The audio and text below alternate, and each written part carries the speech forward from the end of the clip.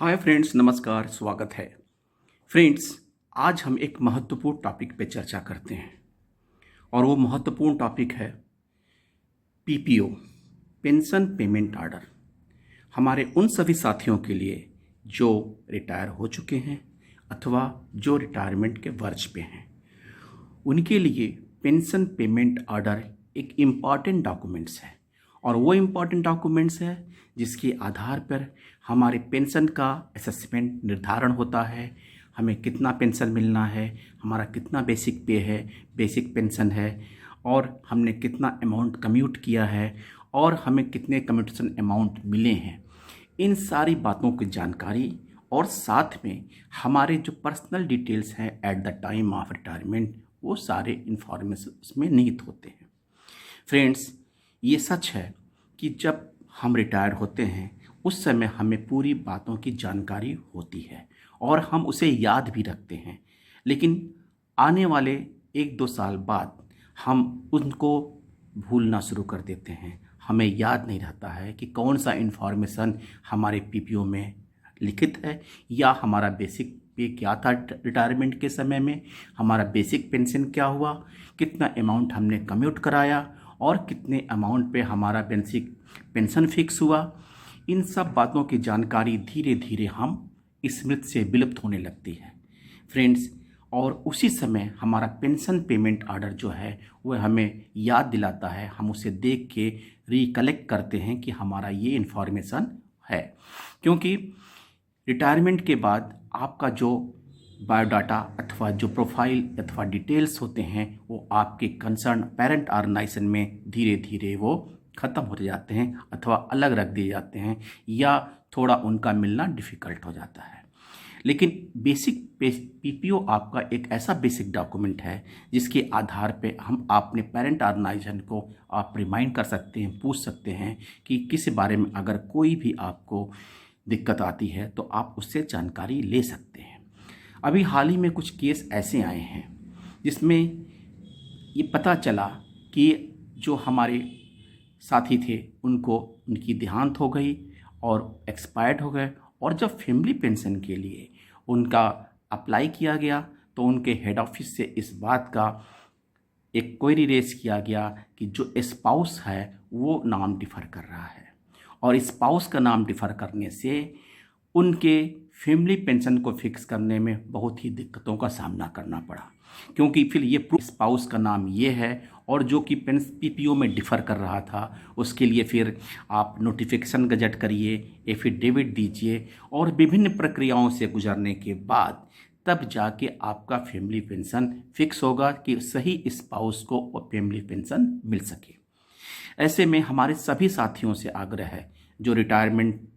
हो चुके हैं, जो रिटायरमेंट के वर्ष पे हैं अथवा जो हमारे सर्विंग एम्प्लॉय भी हैं, वो अगर बेसिक पेंशन पीपीओ की बात उनके लिए नहीं लागू होती है, लेकिन फिर भी वो अपने पीएफ के जो आपके पे स्लिप होता है, पीएफ का स्लिप होता है, उसमें अपना नॉमिनी चेक कर लें। आपने नॉमिनी को कितने नॉमिनी बनाया है, किसका शेयर कितना है आपका। अगर आपने 2 या 3 नॉमिनी बनाए हैं तो उसमें शेयर के कंट्रीब्यूशन आपके विलिंग के हिसाब से है अथवा नहीं है। अगर नहीं है तो उन्हें ठीक कराएं, और पीपीओ पाने के बाद आप उसका स्क्रूटनी करें कि जो भी डाटा इसमें भरा हुआ है, जो भी इसमें डॉक्यूमेंट फिलअप हुए हैं वो सही हैं, आपके मेल खाते हैं। कारण ये है कि जो भी डॉक्यूमेंट या डाटा आपके हेड ऑफिस को भेजा जाता है आपके रीजनल ऑफिस, जोनल ऑफिस के माध्यम से, वो भी कोई एम्प्लॉई आपके डाटा को पिक करके भेजता है। और हमारे यहाँ कभी भी कोई भी मिस्टेक होना, ह्यूमन एरर होना पॉसिबल है। जैसे कि जो साथियों ने फैमिली पेंशन के अप्लाई किया, उनके पेंशन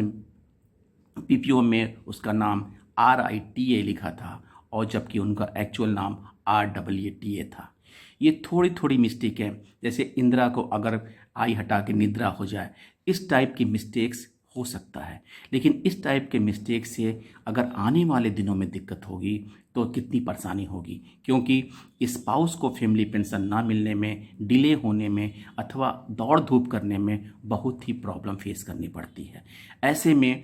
अब आग्रह है कि सभी हमारे वो साथी जो वर्ज ऑफ रिटायरमेंट हैं अथवा जो रिटायर हो चुके हैं वो पीपीओ का बारीकी से स्क्रूटनी करें।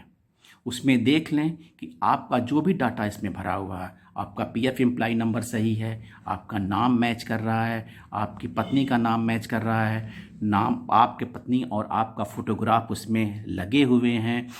आपका कम्यूटेशन का अमाउंट क्या है, आपका कम्यूटेशन कब रिस्टोर होना चाहिए एज़ पर रूल्स, आपने कितने अमाउंट का कम्यूटेशन करवाया है, ये सारी बातें आप देखिए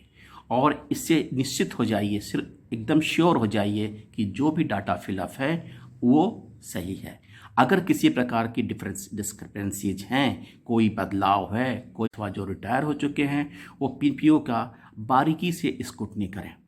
उसमें देख लें कि आपका जो भी डाटा इसमें भरा हुआ है, आपका पीएफ एम्प्लॉय नंबर सही है, आपका नाम मैच कर रहा है, आपकी पत्नी का नाम मैच कर रहा है, नाम आपके पत्नी और आपका फ़ोटोग्राफ उसमें लगे हुए हैं,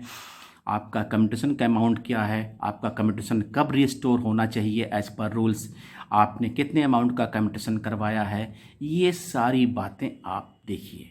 और इससे निश्चित हो जाइए, सिर्फ एकदम श्योर हो जाइए कि जो भी डाटा फिलअप है वो सही है। अगर किसी प्रकार की डिस्क्रिपेंसीज हैं, कोई बदलाव है, कोई फेरबदल है, तो उसे समय रहते ही अपने पेंशन पेइंग ब्रांच के जरिए, अपने रीजनल ऑफिस के माध्यम से, अपने हेड ऑफिस के, अपने रिटायरमेंट बेनिफिट डिपार्टमेंट से संपर्क करें और उसको अविलंब ठीक कराएं। क्योंकि जब तक आप लाइव हैं तब तक ये काम होना और आसान है, लेकिन अगर किसी कारणवश अगर आप या हम नहीं रहते हैं तो उस समय ये इन गलतियों को, इन भ्रांतियों को, इन गलतियों को ठीक कराने में बहुत ही परेशानियों का सामना करना पड़ता है। तो एक बार चलते चलते फिर से अपने उन रिटायर्ड साथियों से, अपने उन साथियों जो रिटायर्ड होने वाले हैं, वो इस बात का ध्यान रखें कि अपने पीपीओ जो आपका एक डॉक्यूमेंट ऐसा है कि आपके साथ ज़िंदगी के साथ भी चलेगा और ज़िंदगी के बाद भी रहेगा, उस पीपीओ डॉक्यूमेंट्स को बहुत ही हिफाजत से रखें, उसके हर डाटा को स्क्रूटनी कर लें और ये निश्चिंत हो जाएं कि किसी प्रकार की कोई दिक्कत नहीं है जो आने वाले समय में एक समस्या बन के खड़ी हो।